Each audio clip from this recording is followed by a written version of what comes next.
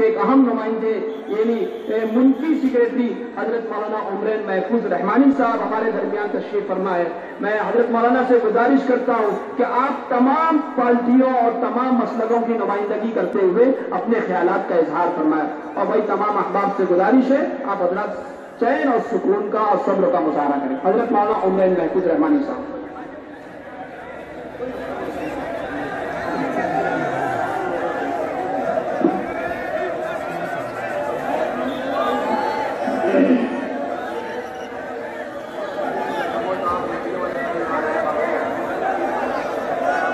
بھائی آپ حضرات سکون اور وقار کا مظاہرہ کریں اور خاموشی اختیار کریں.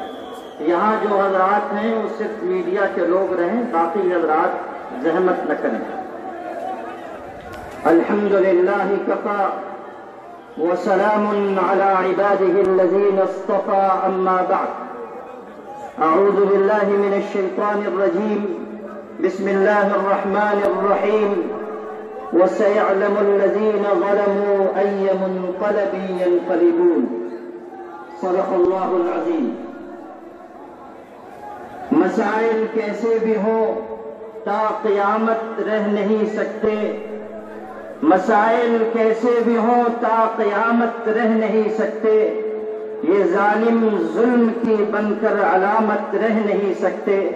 جن کا عزم ہے کہ ہم کو چین سے جینے نہیں دیں گے وہ جان لیں کہ خود بھی سلامت رہ نہیں سکتے. حضرات گرامی، آپ تمام اہل ایمان جس غیرت و حمیت دینی کے ساتھ یہاں جمع ہوئے ہیں، اس نے ایک مرتبہ پھر اس ملک کے برسر اقتدار طبقے کو، فرقہ پرست طاقتوں کو اور ظلم اور ستم کی راہ پر چلنے والوں کو یہ بتا دیا ہے کہ نہ صرف یہ کہ آپ میں دینی غیرت اور حمیت ابھی زندہ ہے، بلکہ آپ اپنے حقوق کو پانے کے لیے اور اس ملک میں باعزت طریقے سے زندگی گزارنے کے لیے قانونی لحاظ سے جہاں تک جا سکتے ہیں وہاں تک جانے کے لیے تیار ہیں. یاد رکھیے گا، ہمارا یہ دیش جمہوری دیش ہے. یہ سیکولر ڈیموکریٹک فیبرک رکھنے والا ایک وشال دیش ہے. اور اس جمہوری ملک میں جہاں ہم جی رہے ہیں ہمیں برابر کے حقوق حاصل ہیں. اگر کوئی یہ سمجھتا ہے کہ مسلمان 2 نمبر کے شہری بن کر جینے کے لیے تیار ہو جائیں، اگر کوئی یہ خیال کرتا ہے کہ مسلمان اپنے تشخص سے اور اپنے اسلامی شعائر سے دستبردار ہو کر اپاہجوں کی زندگی گزارنا پسند کر لیں، تو ایسے لوگ اپنی اس خوش فہمی کو اپنے ذہن سے نکال دیں. اس لیے کہ مسلمان جب تک اپنے لہو میں گرم ابلتا ہوا خون اور اپنے دل میں ایمان کی رمق رکھتا ہے، اس وقت تک ہتھیار ڈالنے پر کوئی قوت ہمیں مجبور نہیں کر سکتی ہے. ہم اپنے دین و ایمان کے ساتھ زندہ ہیں اور ہم اپنے دین و ایمان کے ساتھ زندہ رہیں گے. اور جو لوگ ہمیں قتل سے اور خونریزی سے اور ظلم اور تشدد سے ڈرانے والے ہیں وہ سن لیں کہ مسلمانوں کی قوم وہ قوم نہیں ہے جو دبانے سے دب جائے، جو جھکانے سے جھک جائے اور جو ڈرانے سے ڈرائی جا سکے. ہم وہ قوم ہیں جن کے آباء و اجداد نے دشمنوں کی آنکھوں میں آنکھیں ڈال کر باتیں کی ہیں.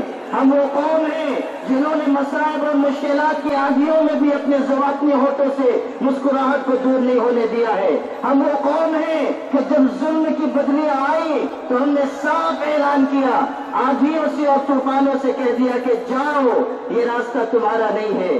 آپ یاد کر لیجئے کہ ہمارے آقا صلی اللہ علیہ وسلم جن کی مخالفت میں تمام دشمنان دین اکٹھا ہو چکے تھے اور آپ کے سر کی قیمت سے سرخوٹ متعین کر دی گئی تھی، اور آپ غار سور کی تنہائیوں میں جا کر روپوش ہو چکے تھے اور دشمن آپ کو ڈھونڈنے کے لیے نکلے تھے اور ان کے قدم غار کے دہانے تک پہنچ چکے تھے۔ ابو بکر صدیق گھبرا گئے اور انہوں نے کہا اللہ کے رسول دشمن ہمارے غار کے دہانے تک آ چکا، اگر وہ نیچے جھک کر دیکھ لے گا تو ہم کو پا لے گا۔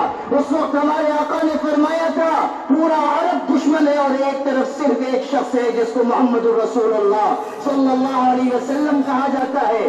اس وقت آپ نے فرمایا کہ ابو بکر لا تحزن ان اللہ معنا، غم مت کرنا، اللہ کی طاقت ہمارے ساتھ ہے، خدا کی قوت ہمارے ساتھ ہے اور اللہ سے بڑھ کر کسی کی طاقت نہیں۔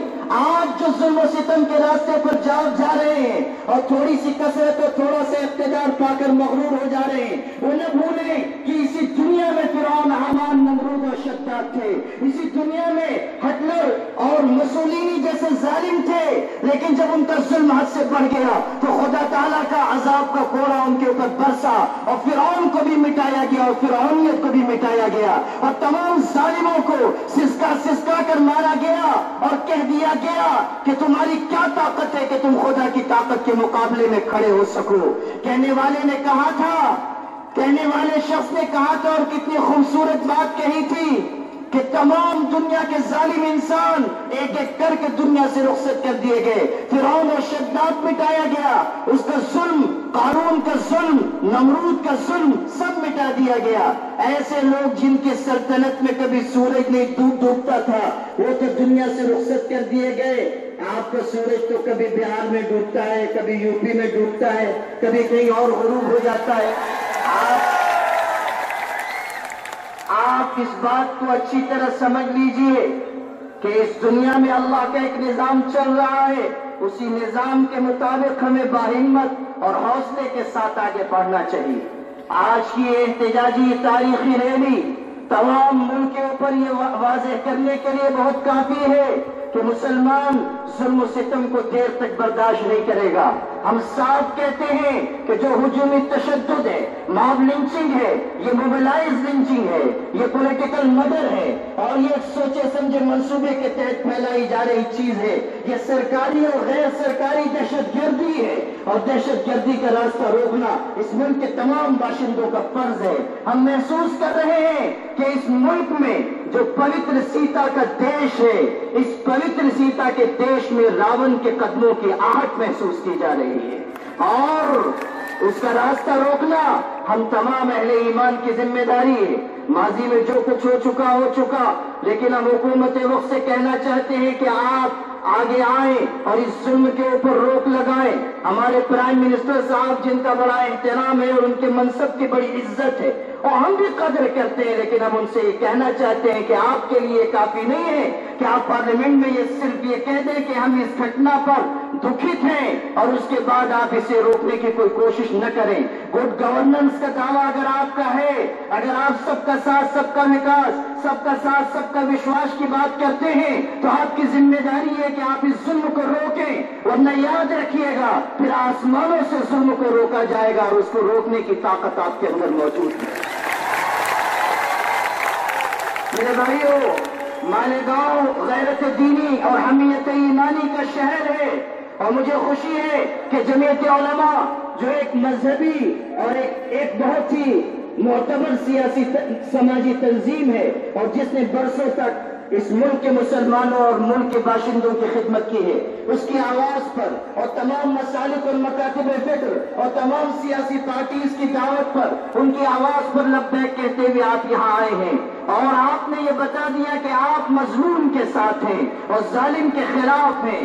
آپ نے بتا دیا کہ آج بھی آپ کے اندر دینی حمیت و غیرت باقی ہے۔ اس شہیدوں کی یادگار تک آنے سے اور آپ کی اس قربانی سے ایک مرتبہ پھر یہ بات تازہ ہو گئی کہ جن لوگوں نے اس ملک کی آزادی کے لیے اپنا خون بہایا تھا، ہماری رگوں میں انہی کا خون دوڑ رہا ہے۔ ہم ان لوگوں سے تعلق رکھنے والے نہیں ہیں، ہمارے آباء و اجداد وہ نہیں ہیں جنہوں نے انگریزوں کے سامنے جا کر معافی نامہ داخل کیا تھا اور اپنے آپ کو انگریزوں کے پنجے ستم سے بچانے کی کوشش کی تھی۔ میرے بھائیوں، آپ کا یہ اتحاد بڑا قیمتی ہے، اور یہ تمام مسالک، مکاتب فکر، تمام سیاسی پارٹیز کا ایک منچ پر اکٹھا ہونا اور تمام مسلمانوں کا بلا تفریق مسلک مشرب یہاں جمع ہونا اس بات کی علامت ہے کہ مسلمان آج بھی الحمدللہ متحد ہیں اور ظلم کو روکنے کی طاقت رکھتے ہیں۔ میں پوری بصیرت کے ساتھ کہہ سکتا ہوں کہ نور کی یہ کرن ظلمات پہ بھاری ہوگی، نور کی یہ کرن ظلمات پہ بھاری ہوگی۔ رات تمہاری ہے تو کیا صبح ہماری ہوگی۔ مالیگاؤں کے غیور مسلمانوں، آپ نہ صرف یہ کہ اس احتجاجی ریلی میں آپ نے شرکت کی، بلکہ اس کے بعد بھی آپ کو ظلم کے خلاف آواز اٹھانی ہے اور تمام برسر اقتدار طبقے کو یہ پیغام دینا ہے کہ یہ دیش ہمارا دیش ہے، اس دیش سے ہم کو محبت ہے اور پریم ہے، اور ہم کبھی اس دیش کو مٹتا ہوا، اس دیش کو غلط سمت میں جاتا ہوا نہیں دیکھ سکتے۔ اگر یہاں یہ بدامنی پھیلے گی تو ملک کا نقصان ہوگا اور دیش کے نقصان ہوگا، اور ہم جیتے جی اس کو برداشت نہیں کر سکتے۔ یہ دیش ہمارا ہے، یہ دیش ہمارا تھا، یہ دیش ہمارا ہے، یہ دیش ہمارا رہے گا، اور ہم اپنے لہو کے آخری قطرے تک اس دیش کی حفاظت کریں گے۔ میرے بھائیوں، آج آپ تمام مسلمان بھائی اس مجمع سے یہ پیغام لے کر جائیں کہ آپ کو نہ صرف یہ کہ ظلم کے خلاف کھڑے رہنا ہے، بلکہ آپ کو اپنے دین اور اپنے ایمان کے اوپر بھی قائم رہنا ہے۔ صرف نعروں سے، صرف جذباتیت سے، صرف امنگوں سے، صرف جذبات کے نعرے لگا دینے سے قوموں کی تقدیر نہیں بدلا کرتی۔ اگر آپ اپنی تقدیر بدلنا چاہتے ہیں تو اللہ اس کے رسول سے اپنا تعلق مضبوط کیجئے اور سمجھ لیجئے کہ جب زمین کے سارے دروازے بند ہو جاتے ہیں تب بھی آسمان کا دروازہ کھلا رہتا ہے۔